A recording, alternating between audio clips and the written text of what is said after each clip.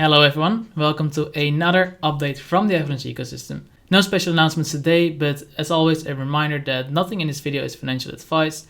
If you like any project within this video, still do your own research and check out their socials and everything. This video is purely meant as a small introduction to these new projects that are live on Avalanche and that you could, if you wanted to, after you've done your research, interact with. With that said, let's get into it. So first thing I want to look into today is Magic Internet Money or abracadabra.money. Now I've looked into this a little bit. From what I can see, it's quite similar to Xmoney or Orchidao or Teddy Cash, where you deposit some wrapped Avax or Avax, which you can then use as collateral to borrow Magic Internet Money, which is a stable coin.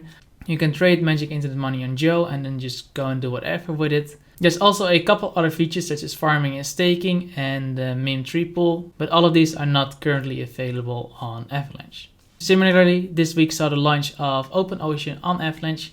Now OpenOcean is a yield aggregator similar to some others that we've already seen on the Avalanche ecosystem. I think their most unique thing is that they also include DeFi price. However, as you can see, that's not yet currently available on Avalanche. In collaboration with Penguin, they have a couple of pools and farms going on, both on the OpenOcean but also on the Penguin side. And they also have a couple of adventures which are sort of like giveaway competitions which you could participate in if you wanted to. Then next, and I think exclusive to Avalanche, is Maximizer. It is a new protocol. What makes Maximizer unique is that they don't sell the tokens that you farm. Instead, they use different strategies that allow you to compound. This is arguably better for the ecosystem because an app that generates rewards doesn't see those rewards dumped onto the market. Plus, if the tokens don't get dumped and the prices remain higher, your API also remains higher. So they've currently got one strategy going on in collaboration with Banky and Penguin. So my understanding is that if you have Key and Wrapped Avax LP, you can use that to farm Key, Wrapped Avax and Penguin, and then the Key and Wrapped Avax can again be combined together to get more Key, Wrapped Avax LP. In this way, you're generating quite a bunch of rewards without ever having to sell your tokens. Plus, it's arguably better for the apps as well.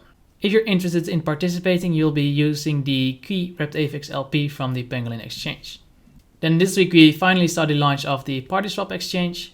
PartySwap dropped a bunch of party tokens on validators and delegators on the Avalanche mainnet. Aside from that, it currently functions quite like a normal exchange. You can swap tokens, you can farm party using your liquidity, and you can also stake your party in jacuzzis. One, in my opinion, most unique features about PartySwap is that you can actually stake Doge tokens if you bring them into the Avalanche ecosystem via the REN bridge. This will allow Doge holders to earn some interest on their Doge holdings, which otherwise do not generate interest. The next up, and also new to Avalanche, is Swift Finance. Now in essence, Swift Finance is a fairly standard yield farm with a couple unique features. Their main unique feature is that they only have 6 farms, 3 of which are native, 3 of which are non-native. Now the native farms will stay on forever, but the non-native farms you can only farm for 1 week.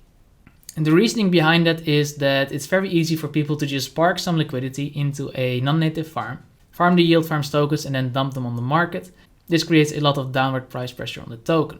Non-native farms rotate every week, meaning that if someone wants to keep farming Swift with a non-native pair, they have to actively manage it. It also means that there's more opportunity for newcomers because, as you know, whenever a new yield farm goes up, normally the API is super high. But because people are farming and selling those tokens, it keeps on going down. With farms resetting every week, you get a chance to get in early every week.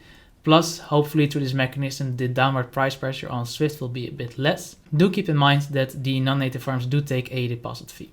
Another feature is their referrals. Now, Swift Finance is not the first app that includes referrals, but where some other apps, like if you refer someone, you get your friends' rewards, which is kind of a dick move, right? With Swift Finance, the rewards, the 2% rewards actually just get minted, and they're just only purely beneficial to the person who refers you. So in the description for this video, I will also be leaving my referral link. If you're interested in farming on Swift Finance, please do consider using it. I would appreciate it. If you're interested in using Swift Finance but don't want to use the referral link, I will also leave a normal link in the description. With that said, please do not construe my inclusion of a referral link as an endorsement. Choosing to participate in Swift Finance is still your own responsibility and you will need to do your own research. Then finally, there is Mozza Finance. So I did not find any docs for Mozza Finance, so I do not know much about it. But based on initial appearances, it looks like a fairly standard yield farm. So before we continue with NFTs in a moment, I just have one quick request of you, and that's to please remember that the videos on this channel only serve as introductions to projects. You are still responsible for your own purchases and investments. Most of you don't really need this reminder, but apparently there are some people who watch 2 minutes of video and then decide that I owe them a refund if it doesn't work out. I set up this channel because I am enthusiastic about the Avalanche ecosystem and I just want to share, new stuff with people. I want to explain how things work if that's necessary. I do not have a paid service for apps to get featured on this channel. If apps come to me with a good idea for a video, I'm happy to consider it for free. Occasionally, for example with the recent videos for Snowball and Yieldjack, these projects have let me know in advance that they would like to make a donation to the channel. So in that case you can see a little flag by YouTube that says this video contains promoted content. But aside from that, I don't run any promotions, and I have been asked a lot recently, but I want you as a viewer of this channel to be able to trust that I am not financially motivated to pitch any specific app. If there's something that contains like massive red flags, I will not include it. But otherwise, I try to be fairly neutral, just tell you it exists, potentially tell you how it works, and not include any other advice, because the videos on this channel are not financial advice. And so with that little break done, let's continue with NFTs. Alright, so continuing with NFTs, I want to start off with the Husky NFTs. Now you may already know Husky from the Husky coin. Husky is a little bit of a mix between real world creative assets and the token, and now also NFTs. The NFTs have already been sold out, so you cannot mint anymore. But the marketplace is set to activate on the 21st. At that time, some Avax will also be reflected to Husky NFT holders. Another project that is already sold out is Avax Whales, but again you can also get them on the marketplace as well. Plus there is still a little bit of a roadmap on the website. No specifics really, but if you're interested I would recommend you to take a look. Then another project that launched recently and has not yet sold out is Neon Monsters. Now Neon Monsters went very heavy on the Ponzinomics, so I think everyone who got in early got quite a lot of Avax reflected back to them. At this point, slightly over half have been minted, so the reflect rewards will likely be a lot lower now than they were at the start. But if you like the design of these NFTs, there are still some available to be minted. Plus, any sale in the marketplace will also have a slight reflection to NFT holders. Since we briefly mentioned Avax Apes, I also want to mention Avax Bananas. Now, I don't think they're related in terms of dev team, but Avax Bananas seems to have some plan for the Avax Apes. So it's not yet live, but in the future you'll be able to mint a variety of bananas. And I think they have some sort of plan where you burn your Avax Apes and together with bananas and get something new out of it. Not very sure what it's going to look like, but if you're interested, definitely keep an eye on it.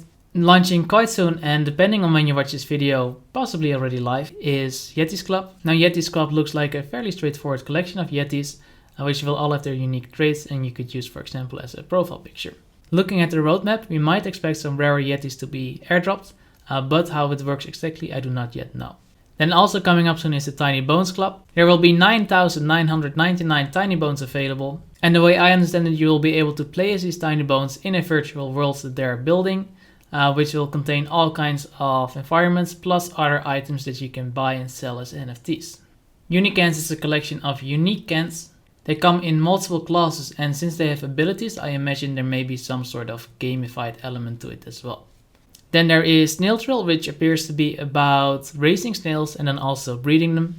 The game will also include some sort of play to earn element.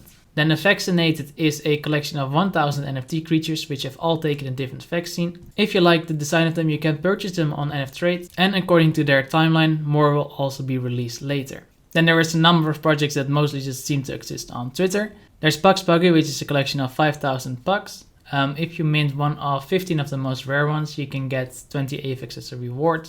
Crypto Vikings is a collection of 10,000 Vikings. 750 Vikings will be claimable for good bridging holders. Live Life is a life simulator minigame. What I find really cool is that I'm actually a character in this game. Two Brothers NFT seems to be launching two different sets of NFTs. There appear to be the clouds, and there's these cats. Library of Alexandria will be a set of 10,000 Sketch NFT battle collectibles. Avax Bridge Ape seems to be a collectible series based on apes and bridges. In the same theme, Avax Bridges is a collection of 169 bridges. And Bridges of Avax is a collection of 100 bridges. Cool Ava Cats is based on Cool Cats on the Ethereum blockchain. It's my understanding that aside from the main shape of the cats, everything else is uniquely drawn. And Plunder seems to be another loot-based NFT that other games could be built on top of. But everyone, that's already it for this video. Once again, I want to emphasize that none of this is financial advice. Cryptocurrency and decentralized finance can be risky. If you choose to engage with any of these apps, there is a chance that you lose for any number of reasons all your money. So always do your own research and never invest more than you can afford to lose. With that said, Thank you so much for watching this video. I hope to see you in the next one, and goodbye.